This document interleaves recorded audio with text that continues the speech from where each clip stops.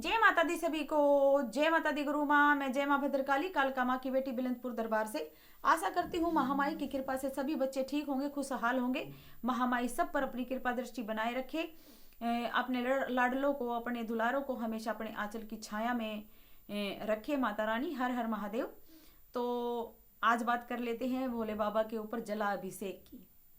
कैसे जलाभिषेक करना चाहिए बाबा के ऊपर। देखो, ये बेसिक सी बातें सबको पता होगा, लेकिन मैंने कुछ पॉइंट देखे हैं सोशल मीडिया पे, इसलिए मैं बोल रही हूँ। क्योंकि कई बार मेरे जैसे मूर्ख आ जाते हैं, वो वीडियो देखते हैं कि इसने ये कर रखा है तो शायद ये तरीका ठीक है इसका। लेकिन भाई, जो मैंने देखा है आज तक जो सीखा है मैं उसके अकॉर्डिंग बताऊंगी। जो मैंने देखा आज सोशल मीडिया पे वो था कि एक हाथ से जब भोले बाबा का जलाभिषेक किया जा रहा था और ये उंगली जल में डबो, मतलब ऐसे लुटिया को पकड़ा गया था, ये उंगली जो जल में थी। तो जहां तक मुझे नॉलेज है कि ये जो उंगली है ये हमारे जो धार्मिक कार्य हैं, पूजा पाठ के कार्य हैं, उनमें नहीं लगाई जाती, अलग रखी जाती है बिल्कुल। अगर हम आहुति भी दे रहे हैं तो ये जलाभिषेक कर रहे हैं, मतलब जो भी है इस उंगली को का प्रयोग कम ही किया जाता है, बहुत कम किया जाता है, किया नहीं जाता मोस्टली। और अपने हरियाणा में तो बहुत खतरनाक माना जाता है इस उंगली को।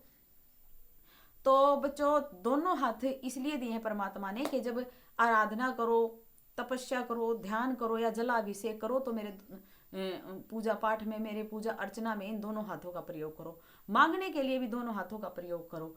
तो ये गलती ना करें कि एक हाथ से जलाभिषेक कर रहे हैं, दोनों हाथों से बाबा का जलाभिषेक करें। इस उंगली का प्रयोग पूजा पाठ में ना करें, जलाभिषेक में ना करें। और मैंने जो सीखा है, एक गुरुजी थे हमारे मंदिर में, गांव जहां मेरा मायका है, उन्होंने मेरे को सिखाया था कि बेटा जब भी जलाभिषेक करो, पहली बात तो बैठ के करो, खड़े होकर जलाभिषेक ना करो। दूसरी बात, अपना मुख उत्तर दिशा की तरफ रखो। तीसरी बात, जो जल धारा आप भोले बाबा पर छोड़ रहे हो वो धारा शुरू से लेकर आखिर तक एक रहनी चाहिए। तो बच्चे फिर प्रश्न उठाते हैं कि माँ एक कैसे रहे। वो तो हो जाती है, कभी ज्यादा पानी हो कभी कम हो, मतलब धारा बदलती रहती है। तो भाई ऐसा नहीं होता, जब हाथ को जमा के आप जलाभिषेक करते हैं तो एक धारा हो जाती है। अगर कई बच्चे नहीं होती तो जो जलाधारी भोले बाबा के ऊपर होता है मोस्टली मंदिरों में, तो आप उसमें जल दे सकते हैं, उससे भी भोले बाबा पर एक ही धारा में जल आएगा। तो इन चीजों का थोड़ा ध्यान रखें कि पूजा पाठ का कोई भी कर्म हो उसमें दोनों हाथों का प्रयोग करें। एक हाथ से पूजा पाठ का कोई कर्म नहीं किया जाता, कभी नहीं किया जाता। क्योंकि मेरे जैसे मूर्ख बच्चे बहुत हैं जो देख के सोशल मीडिया पे देख लेते हैं और वही करने लग जाते हैं। लेकिन जब परमात्मा ने हमें दोनों हाथ दिए हैं, मांगते हम दोनों हाथों से हैं, तो उसकी पूजा आराधना हम दोनों हाथों से क्यों नहीं कर रहे। तो वो तो भोले वाले हैं। और दूसरी बात, वो उस शक्ति के आराध्य हैं जो इस पूरे संसार को चलाती है।